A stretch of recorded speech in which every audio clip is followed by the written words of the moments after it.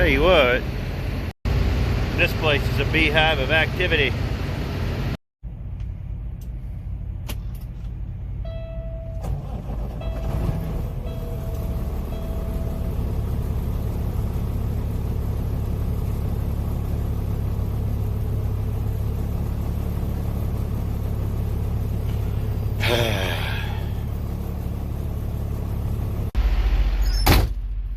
Over here in Tar Heel tonight, and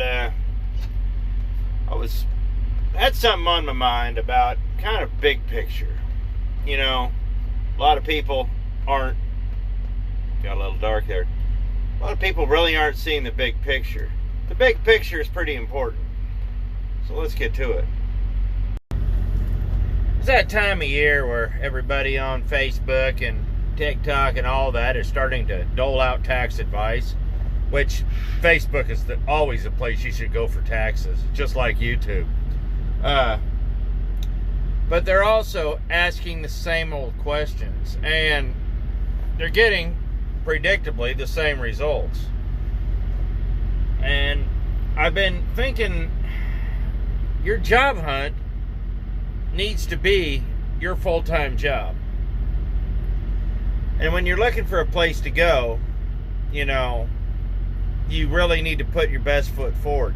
I've been seeing a lot of things online, and I'm going to talk about an article I saw the other day that the more I think about it, the more disgusted I was with it.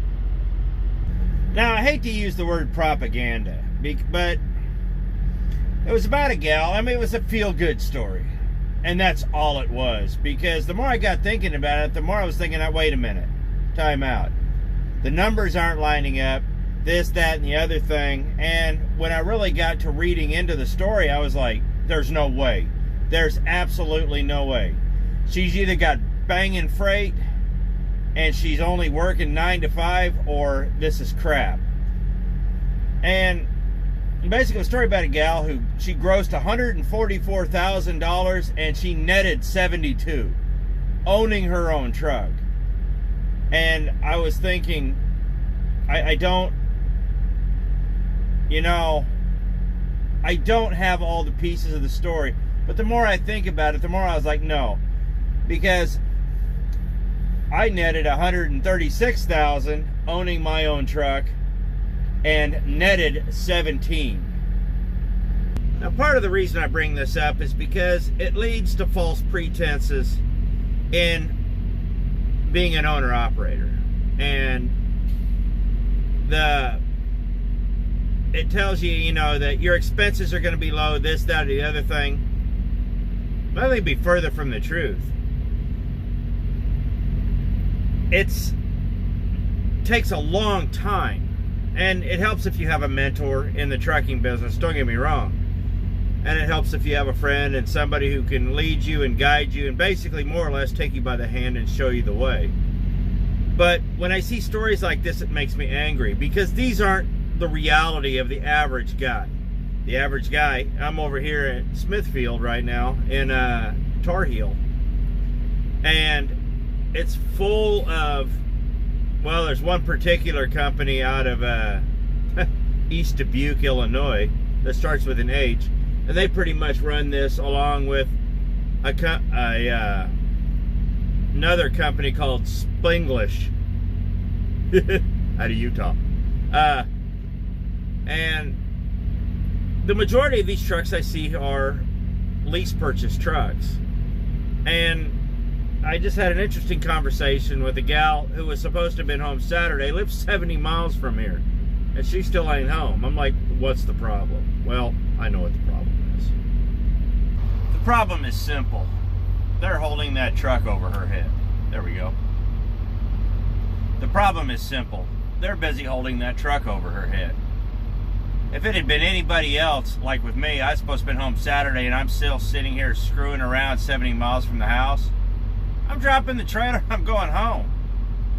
But they've got this poor gal strung out, convinced that she has to do all of this busy work before she can go home. This is what I hate about a lot of these companies. But how did it get to that point? Well, it started on someplace like Facebook and YouTube and social media, with somebody asking a question, what's the best lease purchase plan, or what's the best job? If you're going to be asking these questions, you need to ask them better. Now, before I clarify that, I'm going to put one thing out on the table. What you hated about your last trucking job, you're going to hate about your next trucking job. Some things are just universal. When you're dealing with people, you're dealing with egos. When you're dealing with egos, you're dealing with people who just, most of these guys in the office just don't care. It's nothing personal. That bell hits, boom, they're out the door, and wherever they left you is where they expect you to be in the morning. You're not real to them. But all that aside, so now when you have to ask better questions, not what's the best trucking job, you say, hey, I'm looking for a job near my house here and a good van or flatbed company. What are some ideas? You've asked the same thing. You've used twice as many words, but you've narrowed down the parameters of what you're looking for. What's the best trucking job? Guys are going to have everything from hauling, hazardous waste to byproducts to, driving a Zamboni. You need to narrow it down. Now, you know my thoughts on lease purchase plans. What's the best lease purchase plan? There's not one. There's not one at all. My view is on this: if you can't afford a truck, you can't afford a lease. But okay, but hear me out. You really want to own the truck, fine. If you're already in a lease, what's the buyout? Chances are, if you put a year's worth of paperwork together, put a little bit of cash down, providing you can get it, call up somebody like BMO Harris or Bank of the Ozarks. Yes, the interest rate will be higher, but I'll guarantee you, your payment's going to be a heck of a lot cheaper than it was on that lease. You'll buy out the truck, basically buying out your lease, and you watch how fast the company's attitude towards you changes. And this isn't a good thing. I was talking to a friend of mine the other day about, buying our first trucks. And we were talking about just that. How much the company's attitude changed when we actually owned the trucks outright. Night and day. The minute we owned the trucks and they had nothing on us, we were useless to them. Seriously. Suddenly we started sitting a lot more. And we were getting more garbage loads. Suddenly, everything was just changing. They couldn't really force dispatches. They couldn't really manipulate us. They couldn't, buddy of mine bought his truck. He said he was doing it on a lease, and he was doing the paperwork and, the building his credit. He had good credit anyways, but he'd saved some money, and one of these idiot recruiters comes up and says, I need to do this. He's like, well, I didn't know it's forced dispatch. And the guy says, well, we pretty much own the truck anyways, so hey, you need to do this. And he said, I'll fix that. And they thought he was joking. Within a week, he had them the money. He got a loan from his bank, which he had all the paperwork and all that. And then they tried to screw him on the title and say it'll be 2 weeks to get the title. And he says, no, I've given you the money. You have 2 hours to produce that title, or I'm calling a lawyer. Sure enough, boom. I wish I had done that, because it took 2 weeks to get my title, and then they ended up screwing me on purpose. Yeah, that was not good. Yeah, that was not good. But he did it, and just like me, the minute my truck was paid off and his truck was paid off, our job went like that. It took south, which was sad, because him and I had both been there a very long time, and it just went south. So we hightailed it and got better jobs, and that was the sad thing. The sad thing was the realization that we had been lied to and taken advantage of for as long as we had been. That's not a joke. We were screwed. I remember, the uncertainty. Because we hadn't had any experience anywhere else as owner-operators. And the education started when we got our second job, because suddenly we saw the contrast, and we were very angry that we had wasted so much time being lied to and manipulated to at that. Because I'm not even gonna lie, I made more in my first 6 months at my new job than I did the entire 2 years at my last job. That's how badly we were getting screwed. You know, sometimes it takes perspective, and this is where seeing the big picture comes in. Sometimes you have to look outside yourself and everything around you and realize what's going on and see. But then when you see something, is this something I can trust? Well, then you have to test it and see that it's factual and true. Because somebody says it, yeah. And if you look at something online or you look at something out here, you know, they say seeing is believing. But if you can get there, put your hands on it, test it to see if it's right and true, if it's righteous, you know, you'll know the truth. And here's the thing about truth. There's been a lot of truth in my life that I haven't liked. There's been a lot of truth in my life that I haven't agreed with. But it's not up to me, because truth is truth. And when you can accept that, you'll go a lot longer and a lot further in your current job.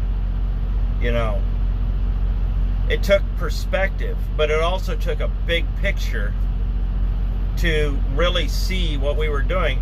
Because I'll tell you right now, I'm still hauling the same freight as I was in my last job. And instead of the 15 to 20% I found out I was getting paid for the freight, I'm making 75 now.